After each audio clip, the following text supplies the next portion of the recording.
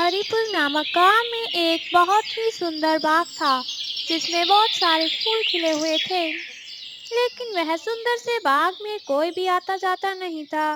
गांव के लोगों का मानना था बाग के उस पार वाली गुफा में एक जिन रहता है। अक्सर लोगों ने उस जिन की आवाजें भी सुनी थी। वह जिन आते जाते लोगों को आवाजें देता था और लोग डर के मारे उस बाग के पास भी नहीं जाते थे। एक दिन गांव के दो युवक खेत में आपस में बात करते हुए, अरे भाई, कल मैं उस बाग की तरफ गया था। उस जिन की आवाज फिर से आ रही थी। उसकी आवाज बहुत डरावनी है।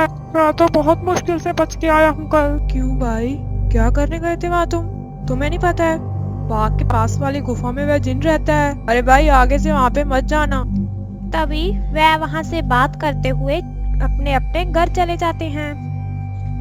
एक दिन गांव का लड़का रामू कहता है, अरे भाई, उस गुफा में कौन आवाजें देता होगा? मुझे तो इस बात में कोई राज लगता है। हो ना हो, मैं ये राज पता करके रहूंगा। अरे राजा भैया, उस गुफा में गलती से भी ना जाना। देख लेना, वापस नहीं आओगे। नहीं नहीं भाई, ये तो मैं पता करके रहूंगा। कब तक सब गांव वाले डर के जिएंगे। इसके बाद वह दोनों अपने अपने घर चले गए। अगले दिन सुबह सारे गांव में सन्नाटा था और राजा के घर के बाहर उसकी लाश पड़ी हुई थी। सभी गांव वाले वहां इकट्ठा हुए थे और उसके घर वाले रो रहे थे। रात को बस ये बोल के निकला था, आज एक राज से पर्दा उठाऊंगा। इसकी बहादुरी इसे ले डूबे थे। उसी गांव में एक धन्नू नाम का व्यक्ति रहता था। उसकी पत्नी का नाम कमल था। वह अपनी पड़ोसन से बातें करती है। कमल बहन, चलो कल हम गांव के बाग में जाएंगे। वहाँ पर बहुत सुंदर सुंदर फूल खिलते हैं। मुझे तो फूल बहुत ही पसंद हैं। अरे हाँ सीमा, वह तो बहुत अच्छा बाग है। वहाँ भी बहुत अच्छे फूल होते हैं। कहते हैं उस बाग के पास वाली गुफा में कोई जिन रहता है। वह बहुत ही भयानक है। वहाँ जाना हमारा ठीक नहीं होगा। अरे कमल, ये सब झूठी बातें हैं। मुझे नहीं लगता वहाँ ये सब कुछ है। ये तो बस लोगों को डराने की एक चाल है, मुझे लगता है। और वैसे भी गांव वालों ने उस जिन की आवाज सुनी है, देखा नहीं है। अगर वहाँ सच में कुछ होता तो क्या वह हम सबके सामने न आता? ये तो है। मुझे लगता है तुम सही बोल रही हो। चलो देखते हैं, हम कल उस बाग में जाएंगे और हो सके तो क्या पता राजा भाई की मौत का भी पता चल जाए। कल जब सारे अपने अपने काम पे चले जाएंगे तब हम बाग में जाएंगे। किसी को कुछ पता भी नहीं चलेगा।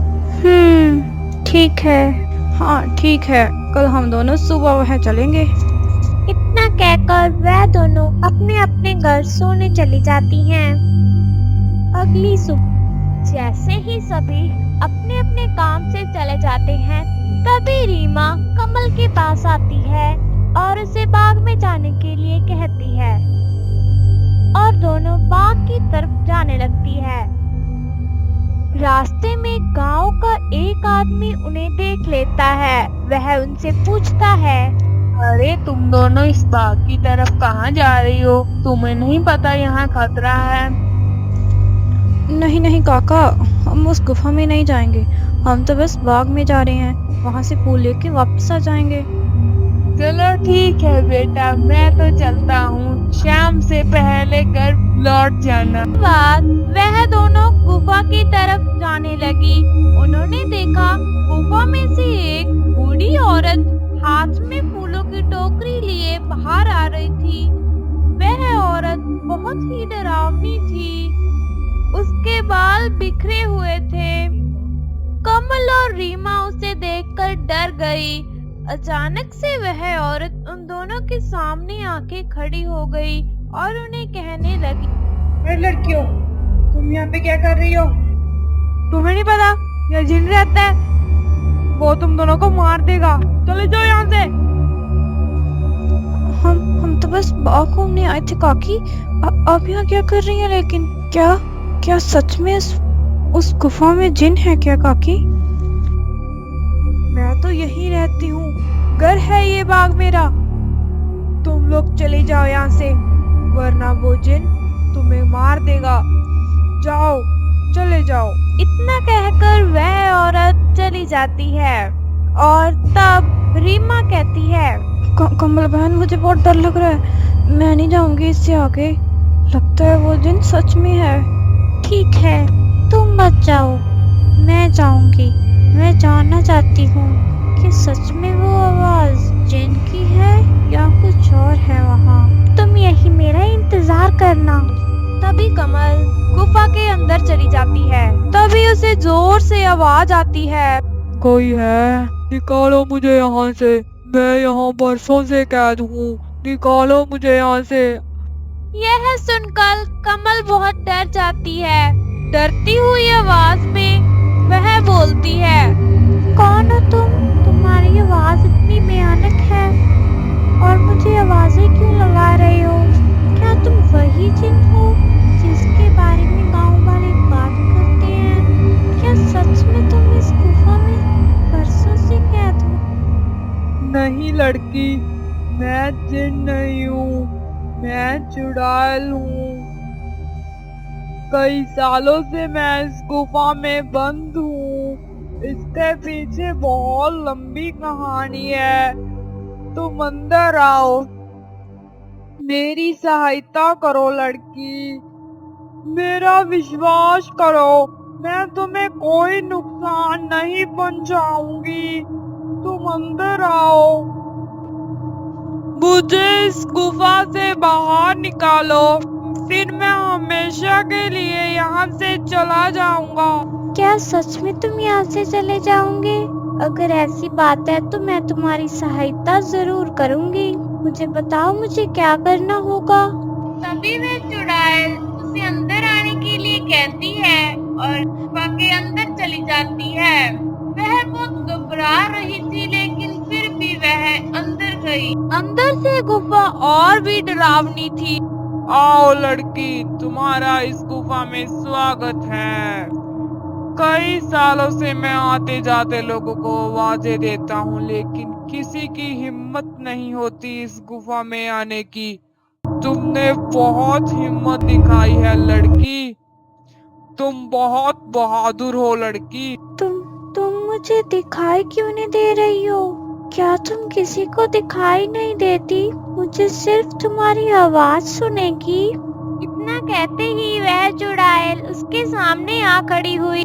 कमल उसे देखकर बहुत डर गई, लेकिन जब चुड़ैल ने उसे कहा मैं तुम्हें कोई नुकसान नहीं पहुंचाऊंगी, तब वह उससे पूछने लगी, कौन हो तुम और तुम यहाँ पर कैसे कैद हुई? मुझे सारी कहानी बताओ। मेरा नाम जिनी है। बहुत पहले की बात है, मैं यहाँ पर आई थी। इस गुफा में एक पंडित बाबा थे। वह अपनी भजन बंदगी में लीन थे, लेकिन मेरी गलती की वजह से उनका ध्यान टूट गया। उन्होंने क्रोधित होकर मुझे श्राप दे दिया और मैंने उनसे माफी मांगी। उन्होंने श्राप को तोड़ने के लिए एक उपाय दिया। उन्होंने कहा सामने वाले बाग में से एक चमकदार फूल लेना है और उसे खाना है, जिसके बाद यह श्राप टूटेगा। लेकिन जैसे ही मैं यहाँ वह चमकदार फूल लेने आई, उस बूढ़ी औरत ने आके मुझे धक्का दे दिया और मेरी मौत हो गई। उसके बाद मैं यहीं पे कैद हो गई।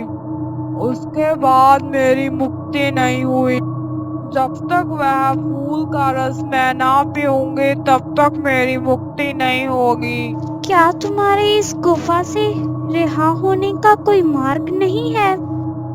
बिल्कुल है मार्ग लड़की, लेकिन वह मार्ग इतना आसान नहीं है। तुम्हें एक बार फिर से सोच लेना चाहिए। अब से पहले आपको यहाँ से किसी ने बाहर निकालने की कोशिश नहीं की? एक लड़के ने कोशिश की थी, लेकिन वह असफल रहा। उसने मेरी मदद करने की पूरी कोशिश की, लेकिन उस बूढ़ी माई ने उसे मार डाला। हाँ, वो लड़का हमारे गांव का था। उसका नाम राजा भैया था। इसका मतलब राजा भैया को तुमने नहीं, उस औरत ने मारा है। मुझे बताओ, मुझे क्या करना होगा? तुम्हें उसके घर जाना होगा। उसके घर में एक टोकरी में चमकदार फूल होगा। उसे मेरे पास लेके आना है। लेकिन ध्यान रहे, उसके घर में तभी जाना जब वह सो रही होगी, वरना वह फूल लेके आना बहुत मुश्किल है। ठीक है, मैं तुम्हारे लिए वह चमकदार फूल जरूर लेके आऊंगी। इसके बाद कमल वह फूल लाने के लिए चली जाती है। उस औरत का घर गुफा से थोड़ी ही दूरी पर था। वह जैसे ही उसके घर में जाती है, वह देखती है उसके घर में बहुत सारे फूलों की टोकरियां रखी हुई थी। वह सोचने लगती है, इन सब में से चमकदार फूल कौन सा है। काफी देर ढूंढने के बाद जैसे ही उसे वह फूल मिलता है, वह उसे लेकर जाने लगती है और उसके सामने वह औरत आके खड़ी हो जाती है और वह बोलती है, हे लड़की, तुम इस फूल को लेके कहाँ जा रही हो? तुम्हारी हिम्मत कैसे हुई इस फूल को उठाने की? मुझे ये फल ले जाने दो काकी। मैं ये फल उसे देकर उस गुफा से आजाद करना चाहती हूँ, ताकि सभी गांव वाले निडर होके रह सके। नहीं, मैं ऐसा कभी नहीं होने दूंगी। कमल उसे धक्का देकर गुफा की तरफ भागने लगती है। कमल वह फूल जाकर जिनी को दे देती है। चुड़ैल वह फूल लेकर उसका धन्यवाद करती हुई कहती है, शुक्रिया लड़की, अब मैं यह फूल का रस पीकर हमेशा के लिए मुक्त हो जाऊंगी। तुम्हारा बहुत बहुत शुक्रिया बहादुर लड़की। मैं तुम्हारे एहसान को कभी नहीं भूलूंगी। मैं तुमसे बहुत प्रसन्न हूँ। मांगो, तुम्हें क्या मांगना है, मैं तुम्हारी कोई एक इच्छा पूरी करूंगी। क्या सच में अब तुम्हें मुक्ति मिल गई है? अब तुम इस गुफा में नहीं होगे और हम सब गांव वाले यहाँ पे निडर होके आ सकते हैं। हाँ बिल्कुल लड़की। वैसे तो मेरी कोई इच्छा नहीं है, लेकिन ये सामने वाले बाग में जितने भी फूल हैं, ये सब मुझे बहुत अच्छे लगते हैं।